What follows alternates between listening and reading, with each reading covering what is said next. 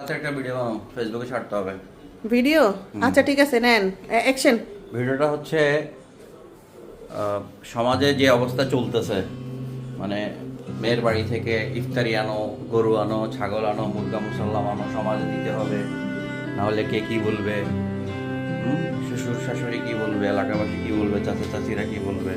আমি তো এগুলির কিন্তু চরম বিরুদ্ধে, তুমি জানো এগুলি পছন্দও করি না। সবার জন্য বলতেছি আপনারা এগুলি করবেন না, কারণ এতে যে মেয়ের বা আপনার নিজের শ্বশুরবাড়ি অনেক কষ্ট পায়।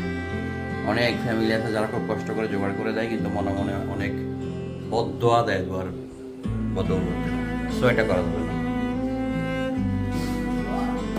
ঠিক আছে, ভিডিওটা দিয়ে দিও, যারা এগুলো করে তাদের যারা কানে পৌঁছায়। যাক আলহামদুলিল্লাহ, তাইলে তো আমার আম্মুরে ফোন করে বলে দিতে হবে যে ইফতার টিফতার পাঠাইতে হবে না। কত মানুষ কত কষ্ট করে ইফতার টিফতার দিতেও পারে না।